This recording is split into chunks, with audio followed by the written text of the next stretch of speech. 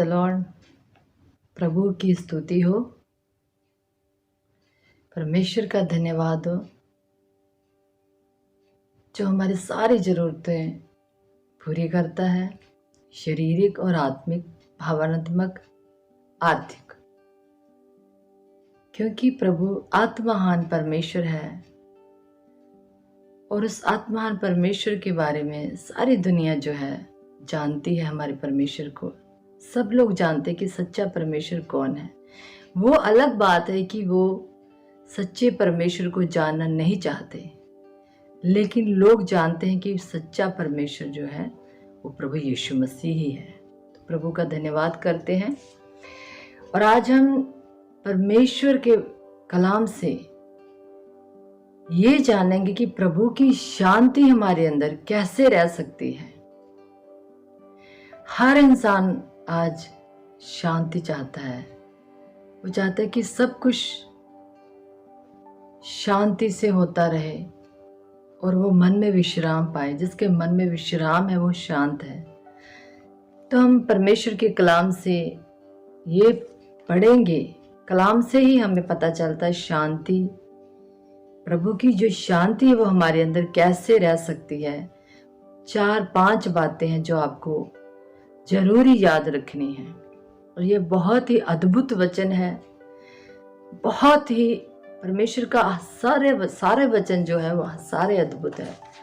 लेकिन जो आज का वचन है ना, वो पौलुस कहता है फिलिप्पियों में, अगर तुम ये चीजें करोगे, वो कुछ शिक्षाएं हमें दे रहा है, कुछ उपदेश हमें दे रहा है कि अगर आप ये करोगे ना, पक्का 100% परमेश्वर की शांति जो है ना वो हमारे अंदर रहेगी। जब ये 3-4 बातें आप पढ़ोगे और सुनोगे, मैं अभी बाइबल में से पढ़ूंगी, और सचमुच परमेश्वर जब तक हम इस धरती पे है ना ये करेंगे तो परमेश्वर सदा, उसकी शांति सदा हमारे अंदर रहेगी, वास करेगी। फिलिप्पियां 4:4 में बड़े ही ध्यान से वचन को सुनना। जब हम ध्यान से वचन को सुनते हैं ना, वचन हमारी हृदय में वास करता है और काम करना शुरू कर देता है। जब हमारा ध्यान वचन की ओर होता है तो वचन भी हमारे लिए कुछ करता है। प्रभु में सदा आनंदित रहो। नंबर 1, फर्स्ट, प्रभु में सदा आनंदित रहो। नंबर 2, तुम्हारी कोमलता सब मनुष्यों पर प्रकट हो।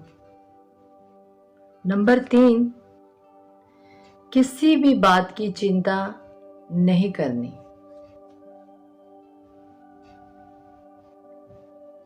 परंतु हर एक बात में तुम्हारी निवेदन जो है वो प्रार्थना और विनती के द्वारा धन्यवाद के साथ परमेश्वर के सामने उपस्थित किए जाएं। फिर आगे वो कहता है, ये सारी चीजें करने के बाद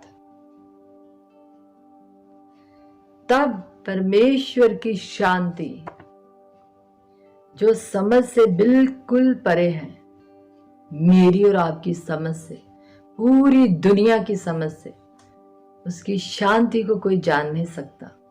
बाइबल कहती तब परमेश्वर की शांति जो इंसान की समझ से, बुद्धि से, ज्ञान से बिल्कुल हटके है, परे है, तुम्हारे हृदय और तुम्हारे विचारों को मसीह यीशु में सुरक्षित रखेगी। परमेश्वर की शांति तुम्हारे हृदय को शांत रखेगी, तुम्हारे विचारों को, थॉट्स को जो आते जाते हैं, मसीह यीशु में हमारा मन सुरक्षित रहेगा। सबसे पहले हमें प्रभु में आनंदित रहना है। वो कैसे रहेंगे? जब हम पवित्र आत्मा के साथ संगति में रहते हैं। पवित्र आत्मा में ही हम आनंदित रह सकते हैं। संसार में रहकर हम आनंदित नहीं रह सकते। संसार की वस्तुओं में रहकर उसके साथ लगाव करके हम आनंदित नहीं रह सकते। और नंबर 2, प्रभु ने कहा है आनंदित रहो। हर परिस्थिति में आनंदित अगर नहीं भी रहा जाता तो हमें परमेश्वर से प्रार्थना करती है प्रार्थना करना चाहिए। और उसके बाद तुम्हारी कोमलता सब मनुष्यों के ऊपर प्रकट होनी चाहिए। जो तुम्हारा बिहेव है ना, घर में अगर हम अच्छा बिहेव करते हैं, जिन्हें हम जानते हैं उनके साथ अच्छा बिहेव करते हैं, लेकिन जिन्हें हम नहीं जानते उनके साथ अगर गलत बिहेव कर लिया ना, तो हमारे अंदर अशांति उसी वक्त आ जाएगी। कोमलता का मतलब होता है कि हमारा जो बिहेव है एक समान होना चाहिए, सबके साथ, सबका आदर करना और सबको प्रेम करना। और नंबर 3 आगे लिखा है प्रभु निकट है। इसका मतलब तुम्हारी कोमलता 4:5 में लिखा सब मनुष्यों पर प्रकट हो, हर एक के साथ दिल से अच्छा बिहेव करें और प्रभु तुम्हारे अंदर वास करेंगे। किसी बात की एक और चीज, नंबर 3, किसी बात की आपको चिंता नहीं करनी है। अगर आप चिंता कर रहे हैं तो परमेश्वर के हुक्म के विरोध कर रहे हैं आप, क्योंकि चिंता से कुछ नहीं होगा, ना आपकी उम्र बढ़ेगी और ना चिंता से जिस काम की चिंता कर रहे हैं ना उस काम को होना तो नहीं है, ऊपर से हम पाप कर रहे हैं। चिंता की बजाय आप परमेश्वर का चिंतन करें, बैठकर प्रभु की गीत गाएं, प्रभु की भक्ति करें, वचन पढ़े। ये सारी चीजें जो है ना, मैंने ये वचन से ही सीखी हैं। मेरे अंदर भी एक समय था जब मेरे अंदर शांति नहीं थी। जब मैंने परमेश्वर के वचन को फॉलो करना शुरू किया तो मेरे अंदर शांति, अंदर की शांति जो अलग है, वो सिर्फ आपके अंदर जब आएगी आप ही जान सकते हैं, और आपके द्वारा दूसरे लोग भी आशीष पाएंगे।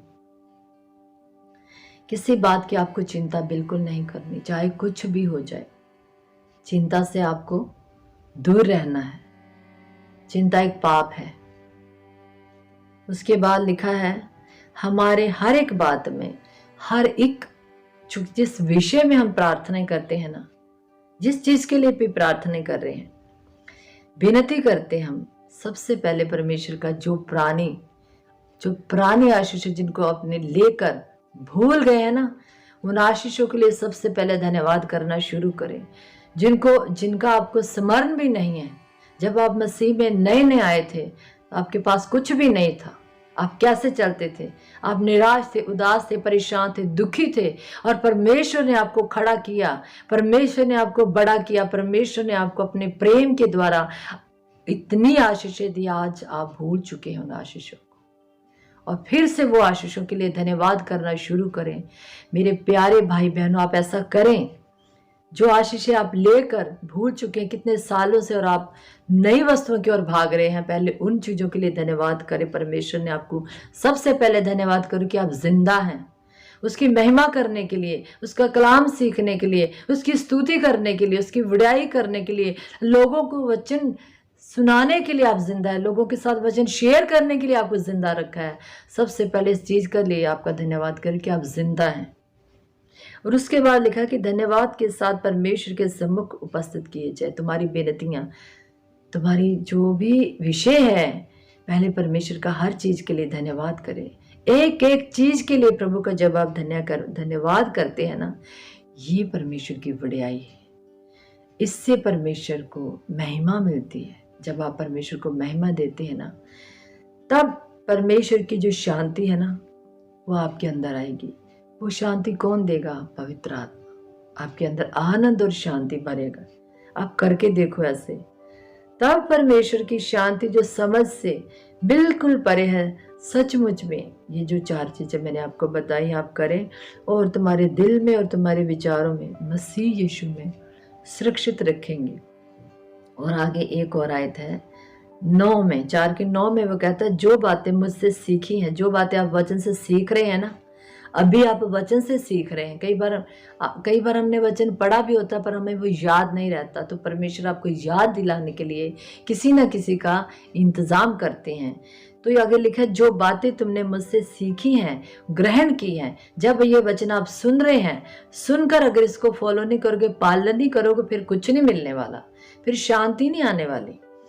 और ग्रहण की है, ग्रहण का मतलब है कि हमने उन बातों को याद करके अंदर रख लिया और उनके अनुसार कर रहे हैं और सुनी हैं और मुझ में देखी हैं। पौलुस कहता है मुझ में जो बातें आपने देखी हैं उन्हीं का पालन किया करो, जैसे पौलुस का जीवन था। फिर वो कहता है, फिर वही आयत कहता है तब परमेश्वर की शांति, जो परमेश्वर शांति का सोता है। आप जानते हैं यीशु मसीह शांति का सोता है। दुनिया में कोई शांति का सोता नहीं है। यीशु मसीह जीवन जल है, यीशु मसीह शांति का सोता है। उसकी शांति को हमने देखा क्रूस के ऊपर, कितना शांत था वह। और वो जो शांति का सोता है ना, वही हमें शांति दे सकता है, दूसरा कोई और नहीं। तब परमेश्वर जो शांति का सोता है, आगे इतना इतना खूबसूरत वचन है ना, तुम्हारे साथ रहेगा। सोता आपके अंदर से उमड़ने लगेगा जब ये 4 चीजें आप करेंगे। प्रभु आपको अपने में, प्रभु जो शांति का सोता है, सदा हर प्रकार से आपको इस वचन के द्वारा शांति दे। आमीन।